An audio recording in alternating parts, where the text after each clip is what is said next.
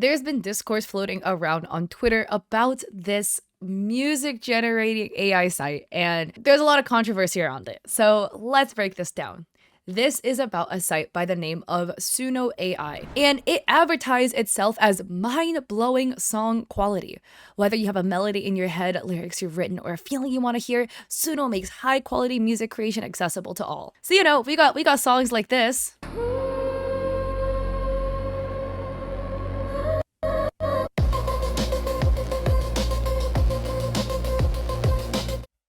Or this one called Stuck in My Head. Your voice echoes in the empty room. Late night calls now just silent.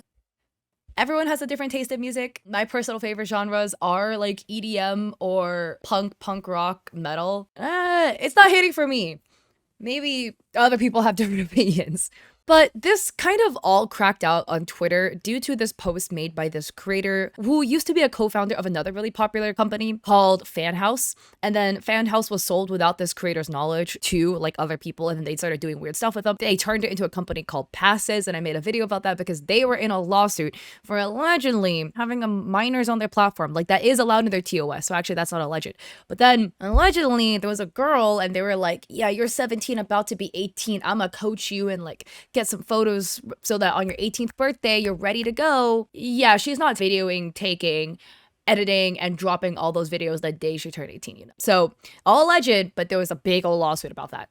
But that had nothing to do with this creator because the company was sold against her advice to them, essentially. So she has then made this post writing, I grew up singing.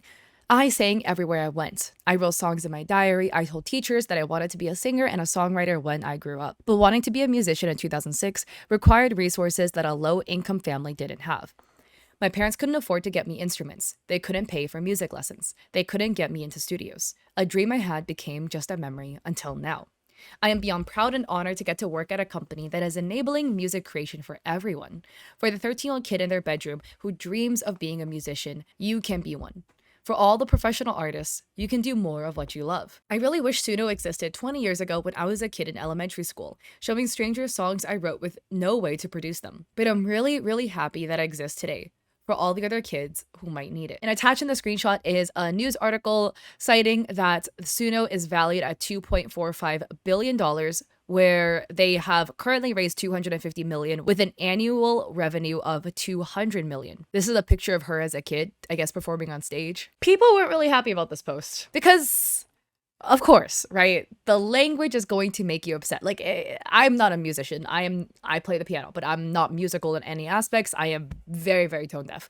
But it is the same thing as like the art side of Gen AI, and music is art as well. But I'm just speaking in the like 2D, digital, 3D art type world where, you know, when people say things like, I wanted to make art, but then like I couldn't because I didn't have pencils, which like, you know, it happens, right? Like, I didn't have the resources to make art. But then, like, when it's worded kind of like this, right? Or it's like, I couldn't pay for lessons. I couldn't get into studios. It's like the equivalent of kind of being like, I couldn't make art because I didn't have a $1,000 drawing tablet with a screen and the newest edition of Photoshop at like $250 back before it was like a subscription. Because I didn't have this expensive equipment, I couldn't do it. When it's kind of like, yo, well, like, paper and pencils exist. So people were feeling like this essentially was kind of a slap in the face to the artist who grew up without much and still tried to make something out of it. The top comment is from a user named Theo reading, love you, Jasmine, but this really ain't it. Music is one of the most accessible fields to get into by far.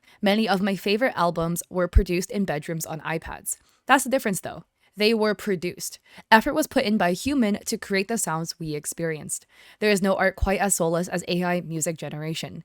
This doesn't enable new artists. It enables unmotivated people who don't care about the art. And Rosie says, I think the biggest misconception here is that there's no effort put in by a human when so many musicians I know using Suno are pouring hours and hours into music production and creation. putting in heart and effort in every song they write. They're using their own lyrics, melodies, voices, beatbox, production, and guitar instrumentation. I really would encourage you to play around with any of the editing tools on the platform: studio, stem extraction, audio upload, because this is exactly what they were built for. The fact that my independent musician friends tell me they're able to make more music with Suno and do so more affordably than before is one that I deeply care about. I know songwriters losing their voice from illness who feel like they can hear themselves sing again. There are things no tool has empowered them to be able to do before. You can surely use ChatGPT to write an entire essay from a single prompt, and I would agree with you, that's prompting, not creative writing. But some of the best writers I know are using AI to help them proofread. Some of the best engineers I know use Claude to ship more code. And some of the best musicians I know are using Suno to help finish their songs. I could kind of see the sentiment here, kind of, right? Where it's like, well, they're still creating, but this is just like to speed up their process. And like, I can't speak about music because, again, I can play the piano, but I don't produce music. I never have. I don't sing. I cannot sing, so I don't know about that side. But this to me is like kind of the equivalent of like, again, Gen AI with like, I don't want to say traditional art because then it implies like pen and paper, but like art, music is art too, but like I'm just gonna say art for like, you know what I'm talking about, and then music for music so that we keep it separate.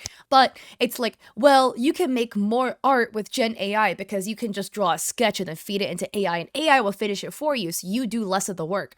Where it's kind of like, I don't know. Not a musician though, but isn't the like producing part also part of making the music?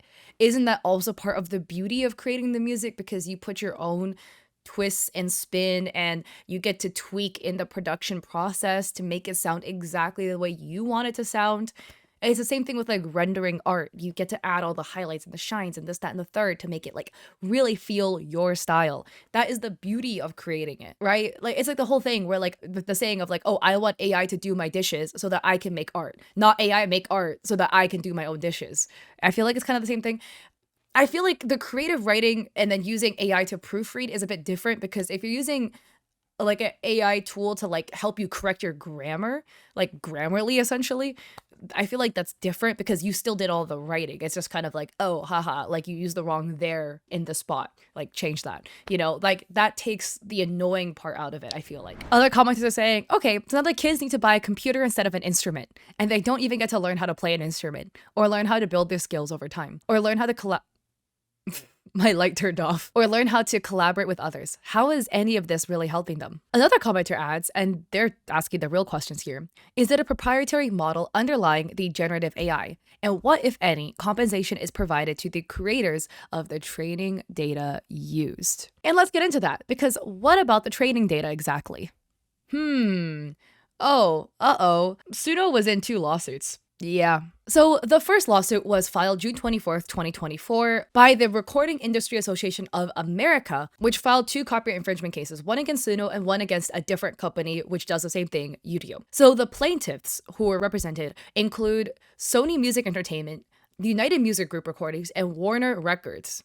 And basically the accusation was that Suno and Udio had trained their model off of illegally obtained music from these labels. The second class action lawsuit is actually hosted by a YouTuber by the name of Top Music Attorney, which I'll have all of this linked down below in the comment section as well.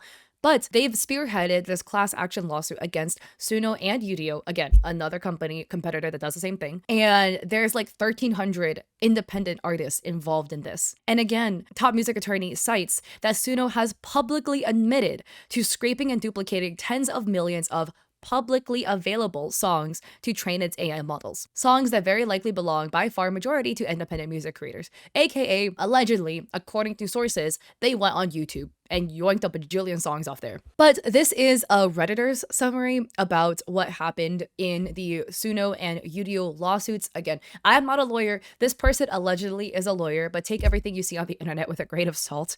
But essentially, the TLDR of their TLDR that I've gleaned off of this, and again, please read it for yourself so that you get your own perspective on it. Again, the claim was this music was scraped illegally. Suno and Udio were like, well, we transformed it so it's transformative content.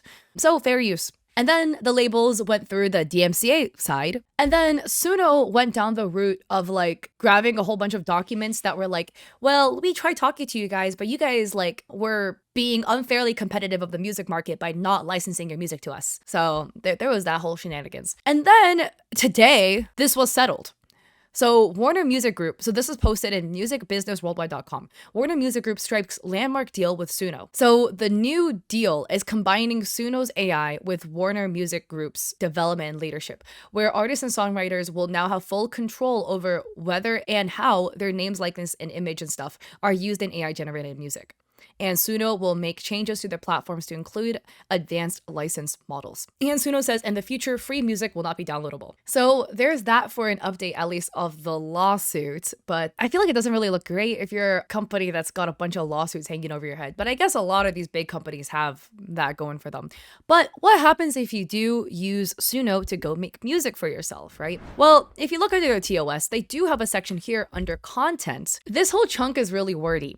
By using the service, so Suno, or otherwise transmitting submissions to us, so putting in stuff to make music, you grant Suno and designees, which who the hell are those? A worldwide, non-exclusive, fully paid-up, sub-licensable, assignable, royalty-free, perpetual, irrevocable right and license to use, reproduce, store, modify, distribute, create derivative works based on, perform, display, transmit, and otherwise make available any and all content in whole or any part in media now known or hereafter developed in connection with the provision, with monetization, promotion, marketing, and improvement of their products and services, including AI and machine learning models relating to this service. The absolute TLDR, this is my interpretation of it, is that if you use Suno, anything you put into it, yeah, they can yoink it and use it and twist it, train AI on it, do whatever the hell they want to it, give it to other people that are their affiliates, designees, their subsidiaries, anything.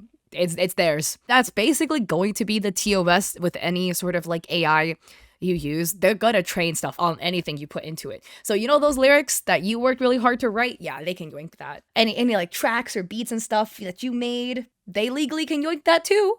So this is the thing. Like, I don't know, man. Like, I personally cannot see a world where, I don't know, I worked hard to write song lyric. I have like a melody in mind. I have like beats and stuff like that I want to use. And then, I don't know, instead of downloading GarageBand myself, I'm like, let me go stick this all into AI so they can have it. Because when you generate a song using Suno, if you use their free tier, you don't even own the copyright to it. You don't even own it. Like, if you have their paid tier, according to their TOS, that you then will get the commercial usage for it, the commercial rights. But then they have the TOS where they could just take it, yoink it, claim it's theirs, train anything on it. Like, that doesn't sound like a good deal to me, but maybe other people would disagree about this. But to go back to the full circle of the original tweet, there was just a bunch of like quote retweets that are a bit humorous. This commenter says, AI shillery aside, I think it's pretty funny and bold to admit you weren't clever enough to Google download FL Studio free as a 13-year-old in 2006, the golden age of piracy. And another commenter adds,